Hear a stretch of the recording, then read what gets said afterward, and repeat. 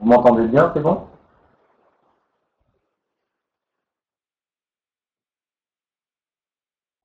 Ok. Donc, on passe à l'analyse picturale. Donc, pour expliquer l'analyse, l'étape d'analyse d'un tableau, je me suis appuyé sur le repeint rouge de l'intendant dans le tableau de Véronèse. Parce que dès la première année de la restauration, ils ont découvert, lorsqu'ils enlevaient la couche de vernis, ils ont trouvé une couche sous-jacente qui était verte au niveau de ce manteau et que normalement, nous, on voyait rouge. Donc, ils ont fait une étude chimique du repas et ils ont pu voir que ça a été rajouté par l'artiste lui-même, par Véronèse lui-même. Et donc, ils ne savaient pas si c'était l'artiste lui-même ou un artiste postérieur au départ. Et donc, ils ont décidé l'analyse chimique a pu décider est-ce qu'il fallait l'enlever et redonner sa couleur verte au départ parce que c'était l'artiste Véronèse qui avait décidé de le mettre, ou alors c'était un repeint et non, on va lui redonner sa forme de départ. Donc pour ça, voilà, l'intendant il est là.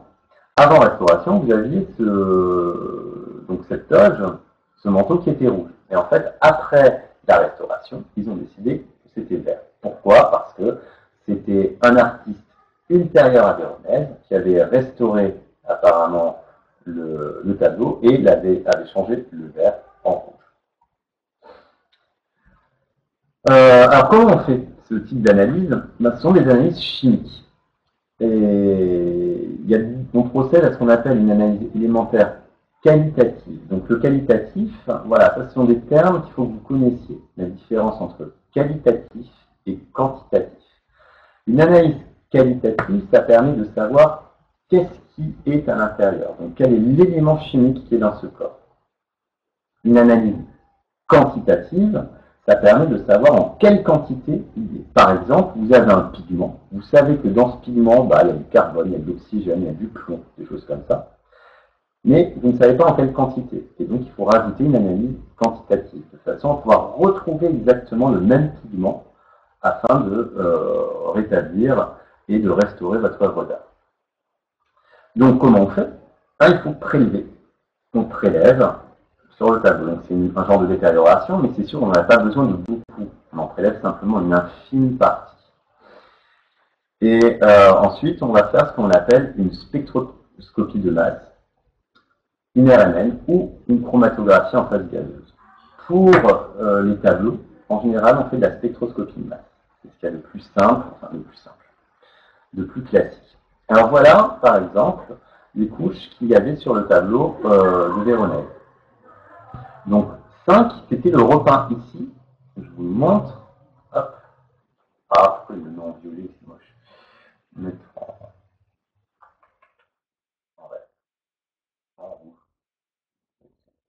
Donc ici, on ne peut pas changer la taille. Donc vous voyez mon petit point rouge ici. Donc le 5, en fait, c'était justement ce repeint qui avait été rajouté par un artiste postérieur à Véronèse. Et en dessous, on retrouve le vert du manteau initial. Donc ce sont surtout les couches 2 et 3 qui représentent la matière initiale. Elles sont traversées par une crature, mais ça n'a pas affecté la couche supérieure. Et ensuite, le 1, là c'est la préparation jaunâtre, qui était quand on analyse, qui est pauvre en gypse. Voilà. Donc en fait, ce qu'ils ont vraiment analysé, c'est cette qualité 2. Ils ont retrouvé en grattant donc la surface supérieure que le tableau de Véronèse et le manteau de l'attendant étaient vert et non pas rouge, comme comme il apparaît. Donc ça, par exemple, vous pouvez avoir, vous auriez pu avoir au baccalauréat, une coupe transversale et décrire à quoi ça correspondait. Ça, c'était quelque chose d'assez classique. Donc après étude du prélèvement, ils ont trouvé un verre semblable, pareil qu'un autre personnage dans le tableau de Véronèse. Et la couleur verte a été donnée par un composé cuivré, CuCH3COO2, qui est ce qu'on appelle le vert de gris. Ensuite, on le compare avec le personnage d'autres tableaux, et en fait, on a montré que c'était identique. Ce qui a permis de dire que c'est bien le pigment qui a été utilisé au XVIe siècle à Venise par Véronèse. D'accord. La couleur rouge, donc le repeint du manteau de l'intendant. Par analyse, on a montré que c'était des sulfures d'arsenic, leur piment. Et comparable aux peintures rouges réalisées sur d'autres personnages. Donc ça a peut-être été utilisé également par la suite. L'analyse des liants. Alors les liants, c'est ce qui permet, donc là on vient d'analyser les pigments, mais comme je vous rappelle, c'est quoi la caractéristique d'un pigment? Question de bac. Comment caractérisez-vous un pigment?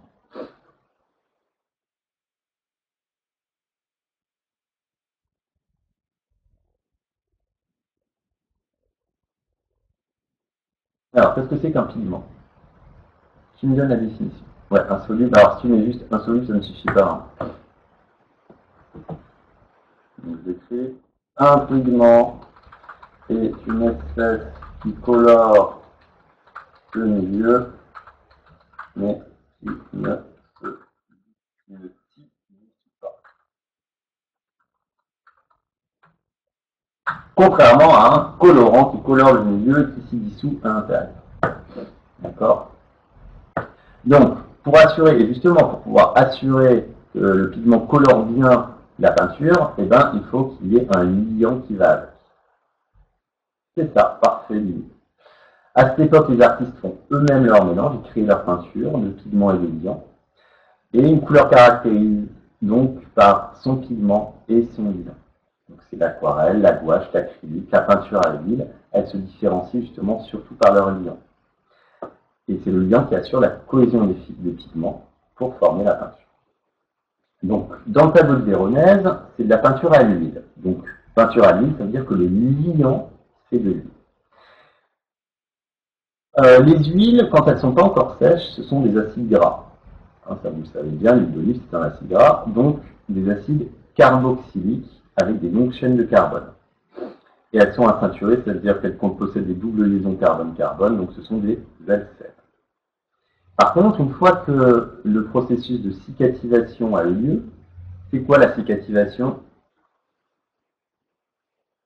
Qui s'en souvient?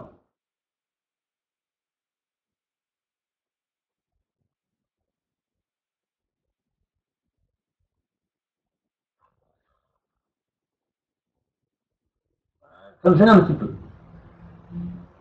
Parce que si tu me dis qu'une peinture à l'huile, alors c'est quand la peinture prend le soleil, je suis ok, mais bon, pas forcément. Et le liant, c'est pas évaporé. Hein. Parce qu'une peinture à l'huile, tu as toujours de l'huile dans ton tableau. Voilà, c'est séché. C'est quand l'huile sèche. Donc quand le liant sèche. Et en fait, comment ça se caractérise? C'est que des liaisons carbone-carbone double, ben, elles disparaissent. Donc les acides gras insaturés deviennent des acides gras saturés qui ne contiennent que des liaisons carbone-carbone simples. Bon, t'inquiète, ton orthographe, c'est bon, j'ai l'habitude. Donc, la nature de l'huile cicative qui est utilisée, donc l'huile qui permet de faire sécher plus rapidement la couleur, ben comment on peut l'identifier ben en fonction de la concentration des acides qui est à l'intérieur. Donc il y a des acides palmitiques, l'huile de palme, des acides stéariques, l'huile d'olive tout bêtement. Et on a une réaction qu'on appelle de saponification. Alors tout ça, ça sert à rien. On doit vous en parler, mais on bat, c'est jamais tombé. Donc, et en calculant le rapport entre les deux, on en déduit la nature de l'huile. Donc quand on regarde la concentration d'un type d'huile d'huile de palme et de l'huile stéarique, ben, on peut en déduire quel était le type d'huile, le liant qui a été utilisé à la base. Et dans l'image de canard, c'est l'huile de lin, qui a un pouvoir beaucoup plus cicatif que d'autres huiles. Alors, qu'est-ce qui a permis de différencier le fait que le manteau de l'intendant, il a été changé, c'est pas Véronèse qui l'avait peint en rouge. Parce que, franchement, les pigments étaient identiques que d'autres parties du tableau qui étaient peints en rouge. En fait, c'est grâce à cette cicatisation, grâce à l'huile. Donc on savait que c'était de l'huile de lin, Mais par contre, quand ils ont fait le prélèvement pour l'huile utilisée pour le menton de l'intendant, cette fois-ci, il était inférieur. C'était pas la même valeur, ce rapport huile palmitique et huile stéarique. C'était pas le même que le reste du tableau. C'était légèrement inférieur. Et donc, comme c'était inférieur, ça veut simplement dire que c'est quelqu'un d'autre qui a atteint le tableau. On aurait pu aussi réaliser cette analyse à l'aide d'une chromatographie en phase gazeuse, mais c'est beaucoup, beaucoup plus complexe. Mais voilà ce qui a permis de décider d'enlever cette couche rouge sur la toge, le manteau de l'intendant, puisque ce n'était pas Véronèse lui-même qui l'avait peint cette couleur. Donc dans les notes de Cana, on n'a pas utilisé la radiographie et d'autres analyses sous rayonnement qui ont permis de prendre une décision sur un repeint. Ça a simplement été une étude chimique, d'accord, et des recherches historiques, d'accord. Donc ça, les analyses par radiographie, elles sont importantes, mais ce ne sont pas les seules. Elles ne permettent pas de déduire totalement l'origine même du tableau. Donc il faut une analyse chimique. Alors ces étapes d'analyse, elles ne sont pas réalisées à chaque fois sur tous les tableaux, d'accord. Pourquoi? Parce que ça coûte cher.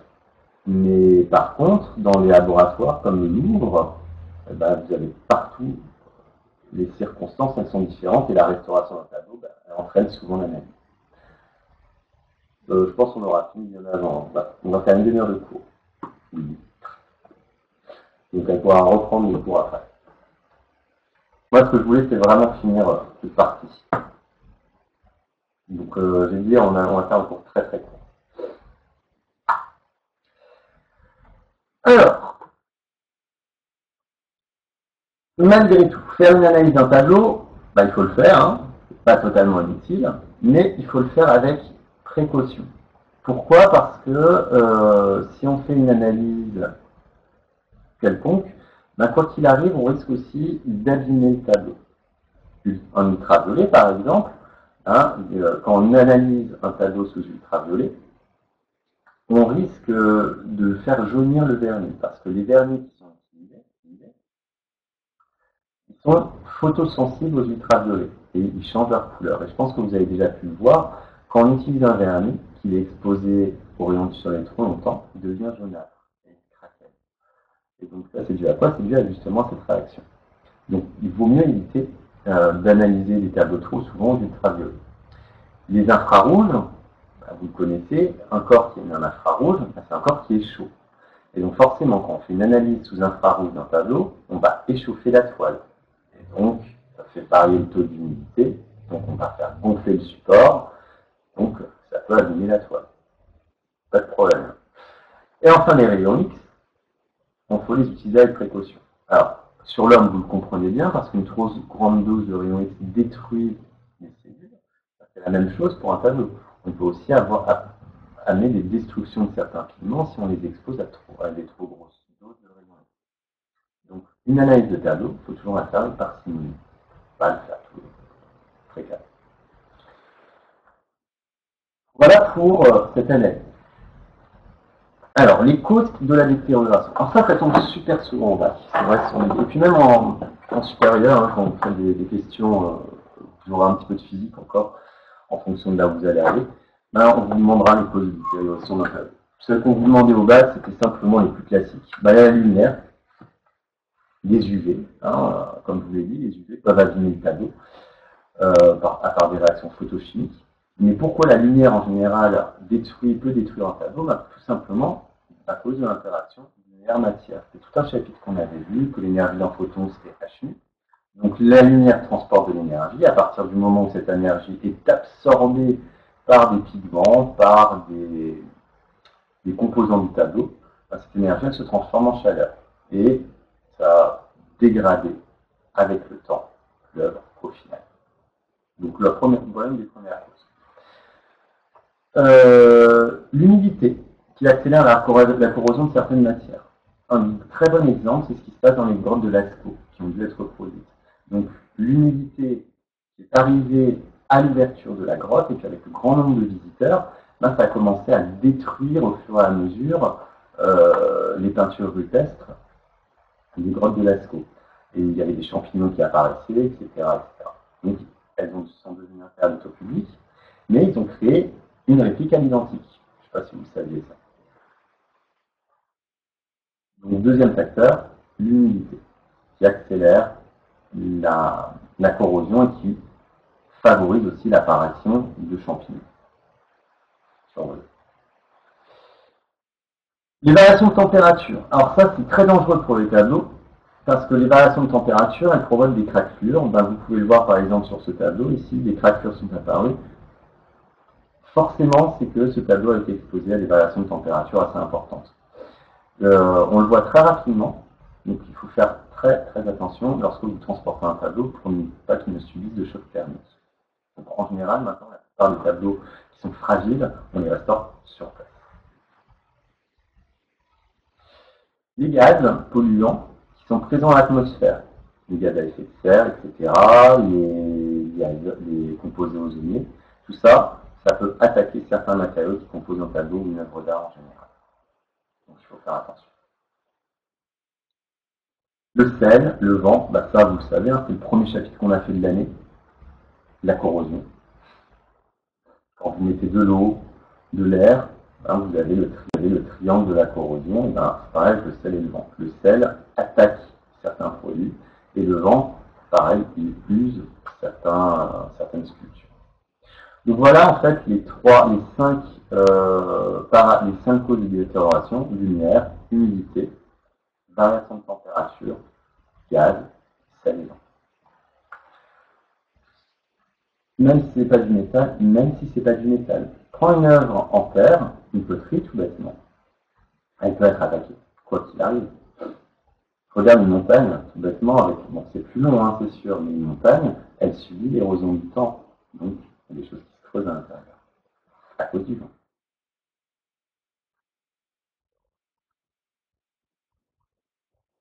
Ah oui, c'est vrai. Attaque biologique. En fait, pourquoi je l'ai mise là? Je voulais la mettre à la base en même temps que l'humidité. Mais c'est vrai qu'on peut le mettre en plus. Donc il y a un critère en plus. Les attaques biologiques, elles sont favorisées par l'humidité, les champignons, les moisissures, mais comme par exemple il y a les fientes d'oiseaux.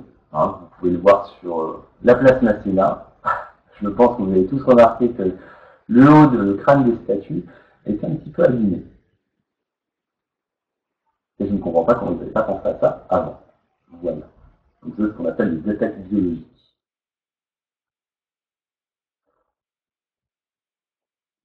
Ok. Alors, on va s'intéresser aux techniques de restauration. Comment est-ce qu'on restaure d'abord les peintures?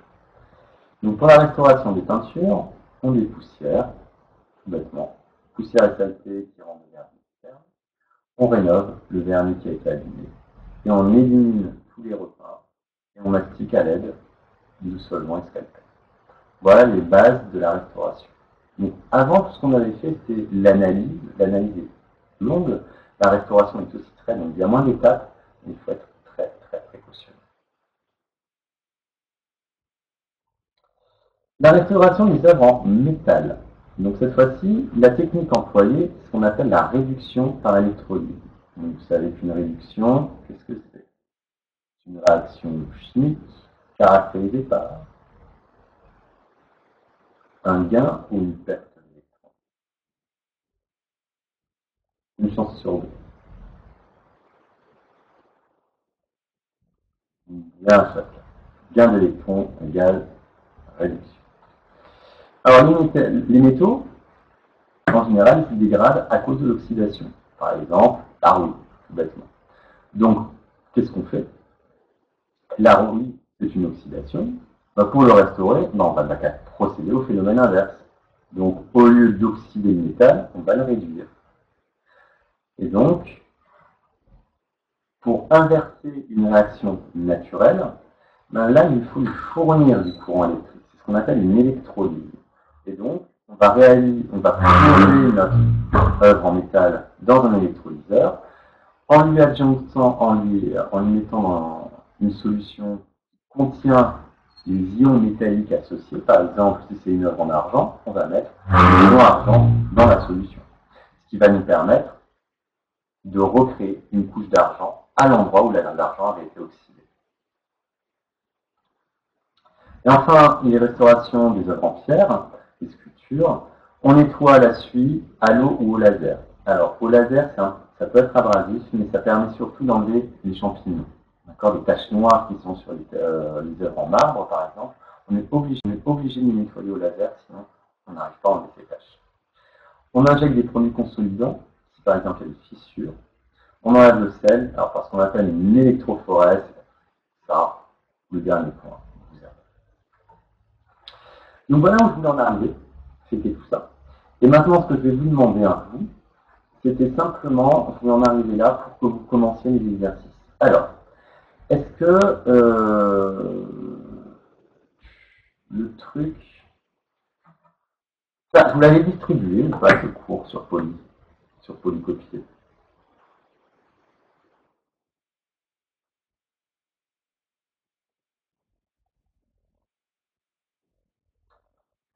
Pas de problème. Donc, ce qu'il va falloir que je fasse, c'est que j'arrive à vous rendre ce cours.